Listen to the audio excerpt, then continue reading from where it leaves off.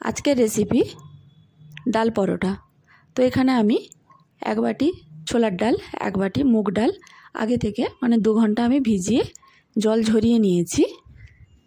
এবার আমি এটা একটা মিক্সিং জারে দিয়ে দেবো। তো মিক্সিং জারে দিয়ে দিয়েছি।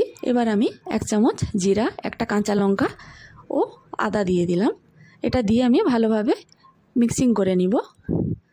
তো এটা আমার মিক্সিংও করা হয়ে গেছে। একটি পাত্রে আমি এটা ঢেলে নিলাম।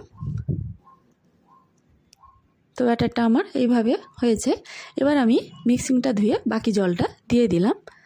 তো ব্যাটারটা আমি এইভাবেই বানাবো।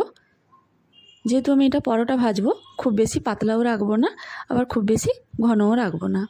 অন্যদিকে আমি একটা তড়কা করে নিলাম। 1 চামচ তেল, 10 থেকে 15টা কারি পাতা দিয়ে। তো এই ব্যাটারের সঙ্গে আমি এটা ভালোভাবে মিশিয়ে দেবো।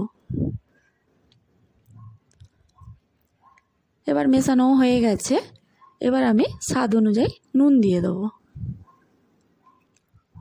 নুনটা যেহেতু দিয়েছি, এবার ভালোভাবে আর একটু মিশিয়ে নিলাম। তো ব্যাটারটা আমার মোটামুটি তৈরি। এবার আমি অন্যদিকে গ্যাসে একটা তাওয়া বসিয়ে দিয়েছি। এবারে উপরে আমি একটু তেল ব্রাশ করে নিলাম। এবার ব্যাটারটা আমি দিয়ে দেবো। চামচের পেছন দিক দিয়ে আমি এটা একটু ঘুরিয়ে গোল শেপ করে নিব। তো এইভাবে আমি গোল শেপও করে নিলাম। এই পরোটাটা একটু সময় দিয়ে ভাজতে হবে, যেহেতু ডাল পরোটা। তো উপরে আমি 1 চামচের মতন একটু তেল ছড়িয়ে দিলাম।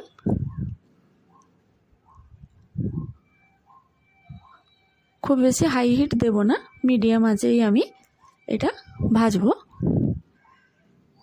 তো ওপরটা মোটামুটি আমার হয়ে গেছে। এবার আমি উল্টে দিলাম। একটু আস্তে আস্তে করতে হবে, কারণ ছিঁড়ে যেতে পারে। তো বেশ সুন্দর আমার উল্টানো হয়ে গেছে।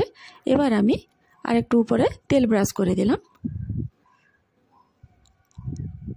প্রতিটা পরোটা আমি এইভাবে ভেজে নেব। এই পরোটাটা সত্যি কিন্তু খেতে খুবই ভালো লাগে। যেহেতু এই পরোটাটা যেহেতু ডাল রয়েছে, এতে তড়কা কারি পাতা দেওয়া আছে, তার জন্য একটা আলাদা ফ্লেভার আসে। খেতে সত্যি খুবই ভালো লাগে। আর এই পরোটাটা দই কিংবা কোনো রায়তার সঙ্গে যদি পরিবেশন করা হয়, তাহলে কিন্তু খুবই ভালো লাগে। চাটনি দিয়েও খাওয়া যেতে পারে। তো তৈরি আমার ডাল পরোটা।